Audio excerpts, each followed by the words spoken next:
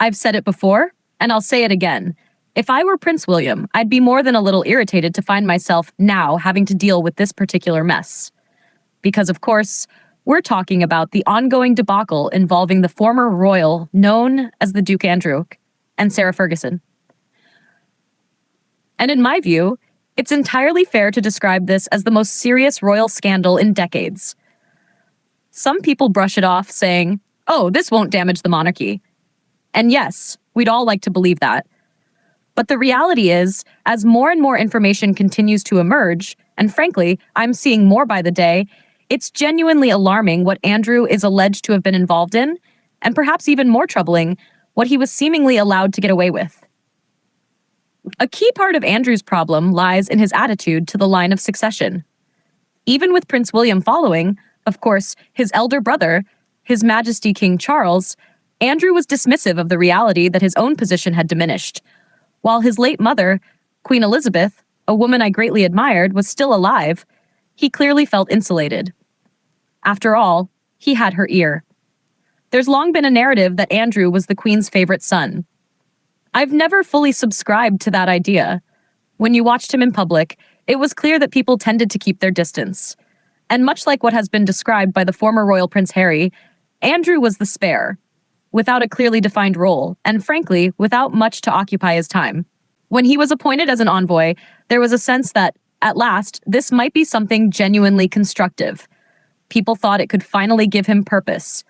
But as we later discovered, behind the scenes there were countless rumors swirling around the role, despite, of course, the involvement of figures like Tony Blair and the alleged assistance of Peter Mandelson.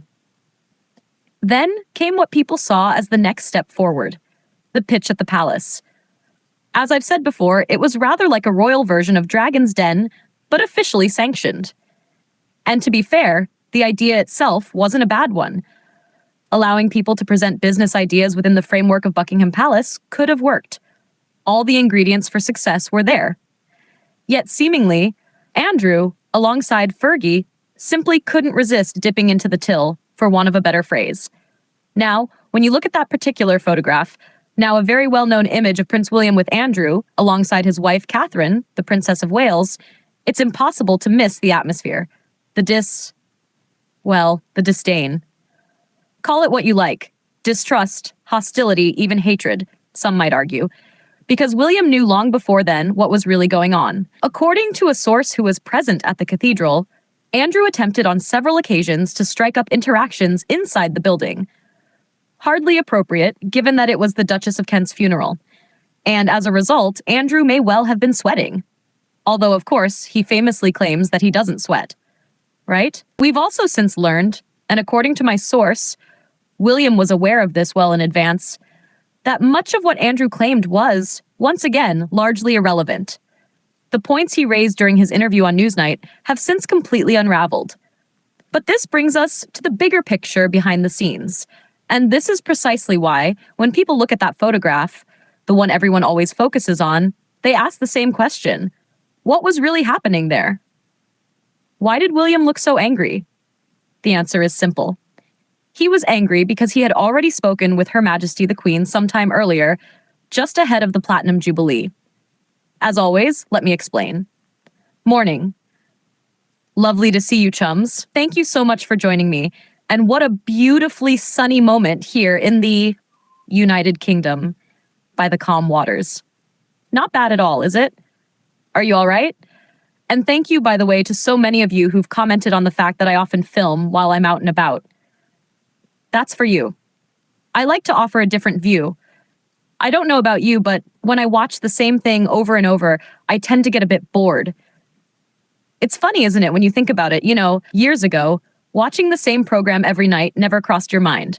But perhaps that's why I enjoy getting out and about now. And I'm also very aware that many of our chums here can't always do that themselves. So it's nice to bring them a different perspective. Some scenery, some flowers, things like that. Someone else commented, saying, the flowers at the side have nothing to do with the story you're telling, right? So what would you rather have? Endless images of Prince Harry and Meghan Markle, or a few lovely blooms along the way? I know which I prefer, don't you, chums? After all, the daffodils are already starting to appear.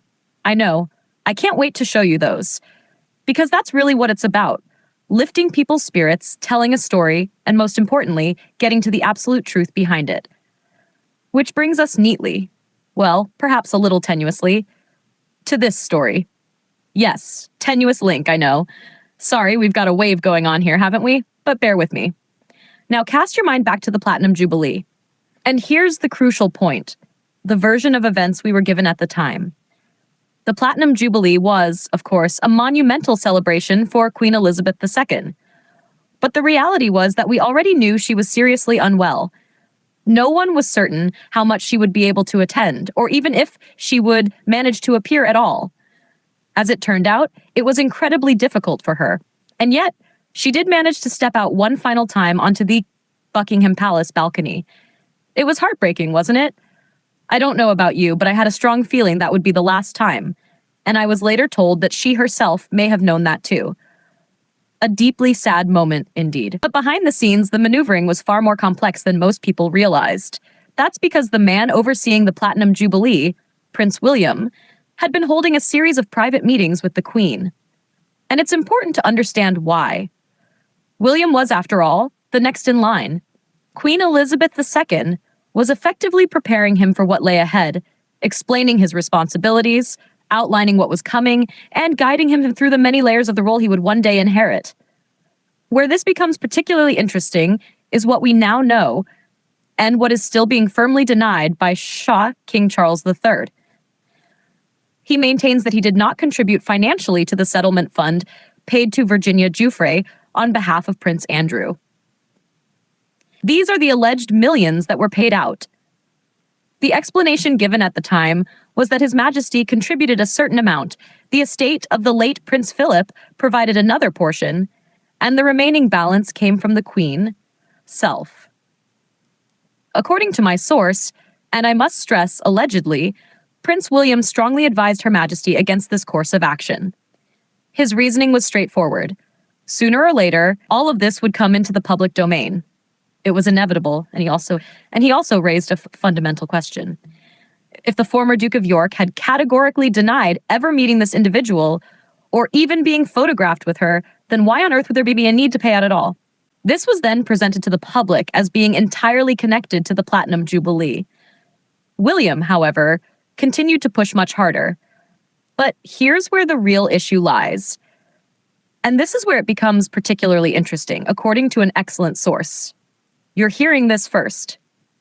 The fundamental problem with Andrew, as I've said before, is his personality. He's boisterous, often bullyish, and seemingly never fully considered the implications, the connotations of his actions, his associations, or the friendships he kept. And when those photographs began to surface, the ones now firmly in the public domain, with many more reportedly existing, including, allegedly, video footage, the key issue was Andrew's response. He claimed he had no recollection of them. Now, this might surprise you, but I actually believe that. And the reason is simple. Andrew would never stop to consider why someone might want to photograph him in a compromising situation. It simply wouldn't occur to him.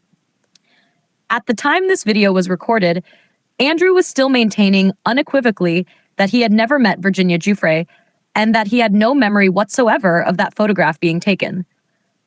That claim, however, was later dismantled by his former friend, Ghislaine Maxwell, who stated that the photograph was genuine and that she was present when it was taken. So where does that leave Andrew in terms of defending himself? In theory, he could do so remotely, via Zoom, but realistically, that seems highly unlikely. And of course, William understands that the longer he stays silent, the worse it looks for him. That's why he and his team were so determined to make it clear that he had absolutely no part in contributing to Prince Andrew's fund. This, in fact, is the core issue captured in that now famous photograph. The truth is, it's still unclear whether Andrew even knew exactly where the money came from. Remarkably, his wife, or ex-wife, Sarah Ferguson, should have had enough personal resources to cover it herself. Yet apparently, she went to the Queen and said, "We don't have the funds." Andrew did the same. He went to the Queen and said, "We don't have any money." William, however, allegedly remains unconvinced. "Where did all the funds go?" he reportedly asked. And the question is fair. If they were living almost rent-free, Where could all that money possibly have disappeared to? Now, the real problem, and where things got even more complicated, was that William was apparently thanked by Andrew for his assistance. And that, my friends, is what caused the real explosion inside the cathedral. This explains the dagger-like looks from Catherine and William. They simply didn't want anything to do with him, and in truth, hadn't for many years. Even though Her Majesty the Queen, as the matriarch of the family, naturally wanted everyone to get along, William wasn't having any of it. And here's the kicker. According to my source, Andrew actually believed that William was supporting him and was on board with this narrative. He was in for a shock. So, if you've been wondering why this scene looked so icy, why the tension was so palpable, you can now see the bigger picture. That cold, frosty enclosure? That was the reason. Looking ahead, this is far from resolved. As I've said before, the reality for Andrew is that with each new revelation, the palace may hope the story will fade, that people will grow weary of it. But that simply isn't going to happen. Because, as we now see, the situation is only deepening. Andrew could in fact become the very first royal to face it again. Allegedly. And make no mistake, Andrew's shadow still looms over the very heart of the United Kingdom.